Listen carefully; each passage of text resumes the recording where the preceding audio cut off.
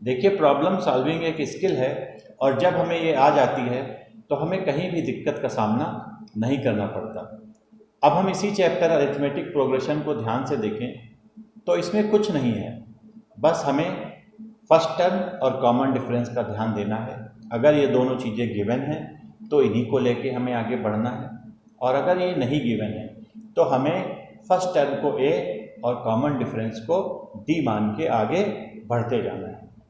अब हम अपने अगले topic nth term of an AP को डिस्कस करते हैं, देखते हैं कि इसमें क्या है। हमने प्रीवियस टॉपिक में पढ़ा था कि अगर कोई अरिथमेटिक प्रोग्रेशन है और उसका जनरल फॉर्म हमको लिखना है तो हम लोग उसके फर्स्ट टर्म को ए मान लेते थे और कॉमन डिफरेंस को डी। यानी फर्स्ट टर्म अगर लिखना है तो वो बनेगा ये, अगला टर्म अगर लिखना है तो वो ए प्लस डी हो जाएगा, उसमें हम कॉमन डिफरेंस डी को जोड़ देंगे। अगला टर्म लिखना है तो डी और जोड़ेंगे तो ये हो जाएगा A plus 2d, A plus 3d and so on. तो इसी प्रकार हमारा फर्स्ट टर्म क्या हो गया, ए हो गया, सेकंड टर्म ए प्लस डी, थर्ड टर्म ए प्लस 2d, फोर्थ टर्म ए प्लस 3d। अगर हम इसको ठीक से लिखें a प्लस 4 माइनस 1d, इसको अगर सही से लिखें तो ये हो जाएगा a प्लस 3 माइनस 1d। इसको अगर लिखें तो ये a प्लस 2 माइनस 1d, और ये हमारी हो जाएगी a प्लस, अब यहाँ पे d की वैल्यू 0 है तो 0d को हम लोग लिख सकते हैं a प्लस 1 माइनस 1d। यानी हम देख रहे हैं कि अगर कोई भी सीरीज है तो उसका first term a plus 1 minus 1d होगा, second term a plus 2 minus 1d आ रहा है, third term a plus 3 minus 1d आ रहा है, fourth term a plus 4 minus 1d आ रहा है।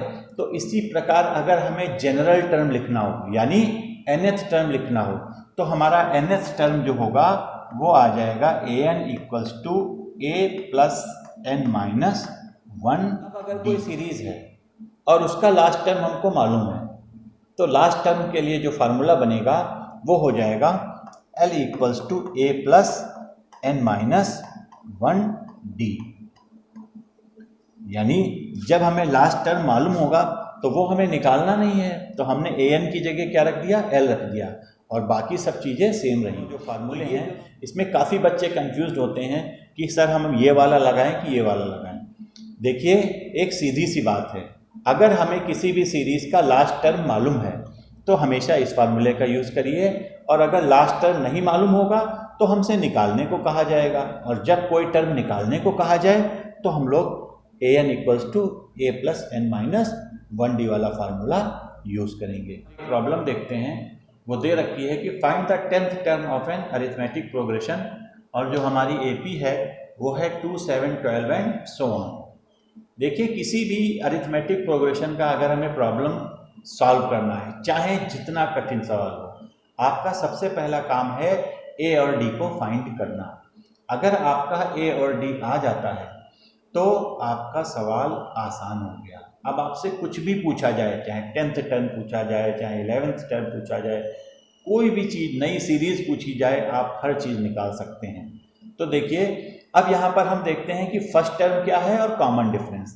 तो हम देख रहे हैं कि फर्स्ट टर्म यहाँ पर 2 दे रखा है तो हमने a बराबर 2 लिख दिया।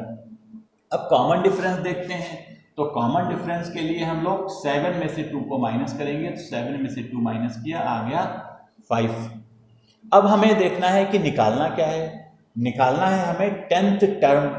अब हम फार्मूला लिखेंगे, तो सबसे पहले कुछ बच्चों को फार्मूले में ही कंफ्यूजन होता है। एक फार्मूला होता है an equals to a plus n minus 1d, और दूसरा होता है l equals to n minus 1d।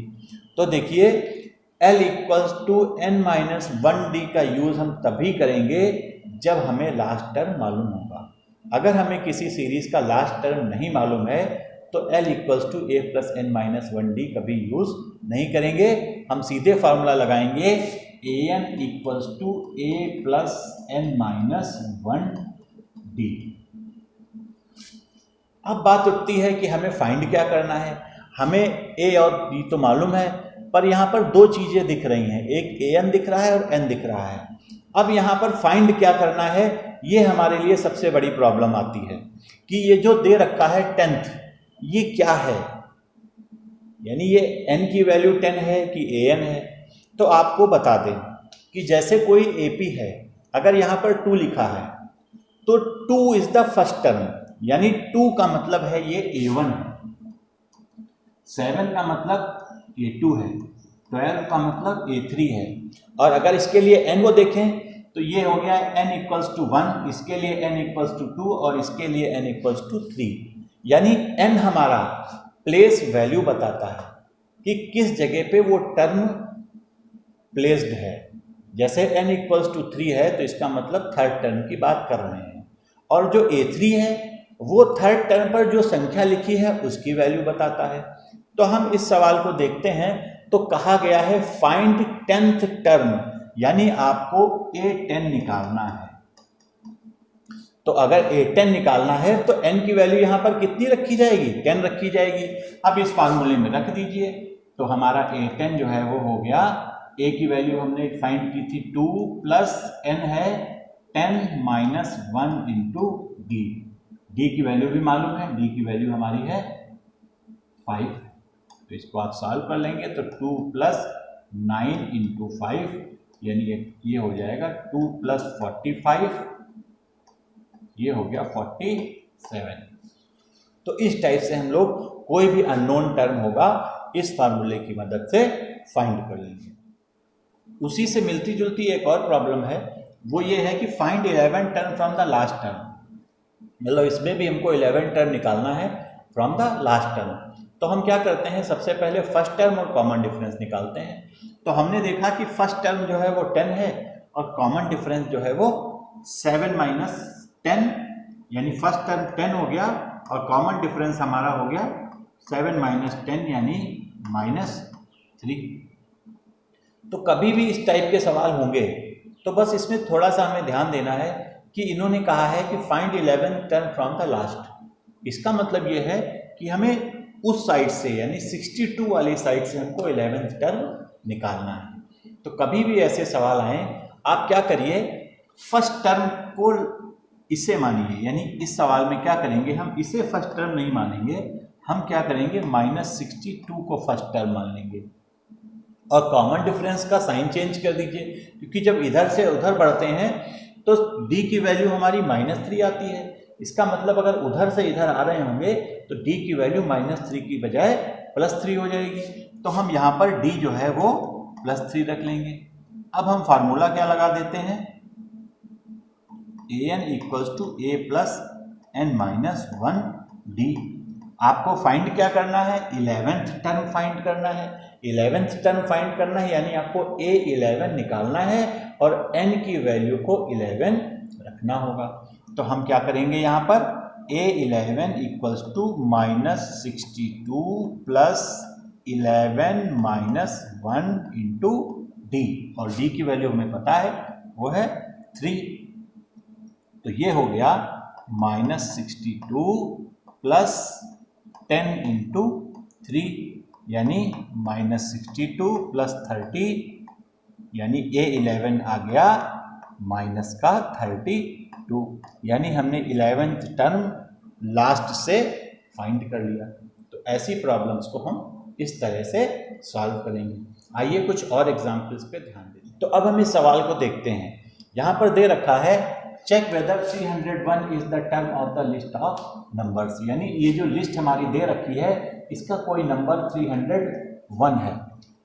आपको ये बताना है कि 300 इस AP का नंबर है कि नहीं है। तो हम देख रहे हैं कि इसका फर्स्ट टर्म मालूम है, यानी A यहाँ पर क्या हो जाएगा 5, और D के लिए क्या करेंगे हम लोग, 11 में से 5 घटाएंगे, आ गया 6, 17 में से 11 घटाए 6 आ गया, 23 में से 17 घटाए 6 आ गया। अच्छा, हमने ये काम 2-3 टर्म के लिए इसलिए कर लिया क्योंकि यहाँ पर ये भी स्पष्ट नहीं है कि ये AP है कि नहीं। तो हमने एडजेसेंट टर्म्स को आपस में घटा के ये भी कंफर्म कर लिया कि D इज सेम। अगर D is same then it is an AP, यानी एक चीज़ से हम निश्चिंत हो गए कि हमारी ये AP श्योर है। अब हम आते हैं फर्स्ट टर्म पे, तो इसका फर्स्ट टर्म जो है वो 5 है और कॉमन डिफरेंस जो है वो 6 है। तो हम लोग फार्मूला लगा देंगे an equals to a plus n minus 1d। अब देखिए, अब चूंकि हमको इसका लास्ट टर्म मालूम है या nth टर्म मालूम है, तो nth टर्म 301 है और हमको ये निकालना है कि ये सीरीज का टर्म होगा कि नहीं होगा। तो हम n की वैल्यू को फाइंड करेंगे। अगर n की वैल्यू नेचुरल नंबर आ रही होगी तो हमारा ये टर्म इस सीरीज में प्रेजेंट होगा, अदरवाइज नहीं प्रेजेंट होगा। अब यहाँ पर a की वैल्यू 5 दे रखी है, d की वैल्यू 6 दे रखी है। हम क्या करेंगे, nth टर्म को यानी ये जो 301 दिया है इसको an मान लेंगे। अब फार्मूला लगा देते हैं, क्या है, an equals to a plus n minus 1d। तो an है हमारा 301 इक्वल्स टू a है 5 प्लस n की वैल्यू हमें फाइंड करना है इंटू d की वैल्यू हो गई 6। तो ये हो गया 301 equals to 5 plus 6n minus 6, यानी 301 इक्वल्स टू 6n माइनस 1 को हम इधर ले आएंगे तो 302 इक्वल्स टू 6n, यानी n इक्वल्स टू 302 अपॉन 6। तो अगर हम काट पीट दें तो ये हमारा आ गया 151 अपॉन 3। और हम देख रहे हैं कि 151 अपॉन 3 जो है वो हमारा फ्रैक्शन है। तो चूंकि ये फ्रैक्शन आ रहा है और मैं बताया था n हमेशा नेचुरल नंबर होता है, यानी n की वैल्यू कभी भी फ्रैक्शन या डेसिमल में नहीं होगी।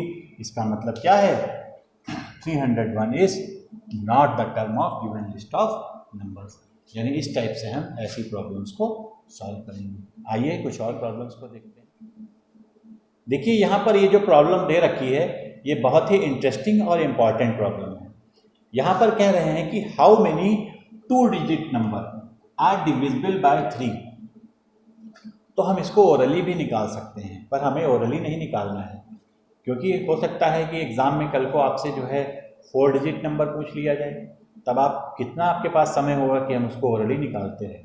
तो हम क्या करते हैं, इसके लिए एक शॉर्टकट होता है और वो ये है कि सबसे पहले हम ये पहचानेंगे कि 2 डिजिट्स के नंबर कितने हैं, यानी सबसे छोटा नंबर कौन सा है और सबसे बड़ा नंबर 2 डिजिट का कौन सा है। तो इसके लिए क्या करेंगे, हमको मालूम है कि 2 डिजिट का सबसे छोटा नंबर जो होता है वो 10 होता है और सबसे बड़ा नंबर जो होता है वो 99 होता है। पर साथ में एक लाइन ये भी जोड़ी है डिविजिबल बाय 3। तो हमें इस चीज़ का भी ध्यान रखना है कि ये क्या 3 से डिवाइड हो रहा है।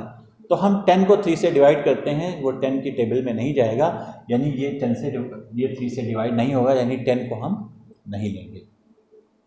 अब हम इसके बाद 11 को चेक करते हैं, क्या 11 3 की टेबल में आता है। तो देखेंगे 11 भी 3 की टेबल में नहीं आता है, यानी हम सबसे छोटा डिजिट जो है वो 11 को भी कंसीडर नहीं करेंगे। इसके बाद हम नेक्स्ट डिजिट देखेंगे जो कि 12 है। तो हमने देखा कि 12 जो है वो 3 की टेबल में आता है, यानी हमको 2 डिजिट का स्मॉलेस्ट नंबर मिल गया, वो है 12 जो कि 3 से डिवाइड होता है। अब हम सबसे बड़ा डिजिट देखते हैं, तो हमारे पास सबसे बड़ा डिजिट कौन सा है 2 नंबर्स का, वो की है 99। अब हम 99 को 3 से डिवाइड करते हैं, देखते हैं 99 3 से डिवाइड हो जा रहा है, यानी सबसे बड़ा जो 2 डिजिट का नंबर हो गया जो कि 3 से डिविजिबल है वो है 99। अगर मान लो ये 99 न डिवाइड होता तो हम इसके पहले यानी 98 को चेक करते। तो चूँकि यहाँ 99 डिवाइड हो गया है तो हमारा काम आसान हो गया है, यानी हमें सबसे छोटा नंबर मिल गया और सबसे बड़ा नंबर 2 डिजिट का मिल गया जो कि 3 से डिविजिबल है। अब हम क्या करेंगे, इन दोनों से मिलके AP फॉर्म कर देंगे। तो हमने एक AP फॉर्म कर दी, इसका सबसे पहला नंबर 12 है। अगला डिजिट क्या होगा, 12 से 3 ऐड करिए 15 आ गया, फिर ऐड करिए 18 आ गया, और लास्ट टर्म हमने निकाल ही लिया है ... 99। अब हमें ये AP मिल गई। अच्छा, और एक खास बात इस AP की ये है कि ये फाइनाइट AP है। फाइनाइट AP है यानी इसको सॉल्व करने के लिए हम लोग L equals to A plus n minus 1D वाला फार्मूला यूज कर सकते हैं, क्योंकि फर्स्ट टर्म देखिए यहाँ पर 12 है, कॉमन डिफरेंस 15 से 12 घटाइए 3 आ जाएगा, और जो लास्ट टर्म है वो हमारा 99 है। हमने क्या किया, लास्ट टर्म की जगह 99 रखा, फर्स्ट टर्म जो है वो 12 है प्लस n माइनस 1 और D की वैल्यू जो है वो 3 है। 12 जो है वो इधर आ जाएगा, तो 99 से 12 घटा तो आ गया 87, इक्वल्स टू 3n माइनस 3, और 3 अगर इधर लाएंगे तो ये 90 हो गया, 90 इक्वल्स टू 3n यानी n इक्वल्स टू 30, यानी 2 डिजिट के ऐसे नंबर जो 3 से डिविजिबल होंगे वो हमारे 30 होंगे, यानी since there are 32 digit number are divisible by 3। ऐसी प्रॉब्लम्स को हम इस टाइप से सॉल्व करेंगे। आइए कुछ और प्रॉब्लम्स देखिए। यहाँ पर दे रखा है in a flower bed there are 23 rose plants in first row, 21 in the second and 19 in the third and so on. There are 5 rose plants in the last row. How many rows are there in flower bed? तो सबसे पहली बात आपको बता दें कि flower bed क्या होता है। देखिए ये फ्लावर बेड इस टाइप का होता है जिसमें कई सारी फ्लावर्स की रोज पाई जाती हैं। तो इस प्रॉब्लम में कह रखा है कि जो पहली रो है उसमें 23 रोज हैं, उसके बाद 21 रोज हैं, उसके बाद 91 रोज हैं एंड सो ऑन, और जो लास्ट रो है उसमें 5 है। तो हम देख रहे हैं कि ये एपी फॉर्म कर रहा है, यानी पहले 23 आया, फिर 21 आया, फिर 2 कम हुआ 19 आया, यानी ये जो सवाल है ये हमारा एपी से जुड़ा हुआ है। इस सवाल को पढ़ के हम इतना पहचान गए।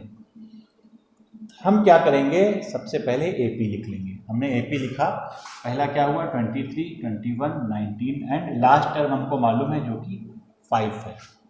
हम क्या करेंगे, इसमें सबसे पहले ए निकालेंगे और डी निकालेंगे। तो ए हमारा कितना है 23, डी कितना होगा 23, 21 से 23 घटाइए, ये आ जाएगा -2।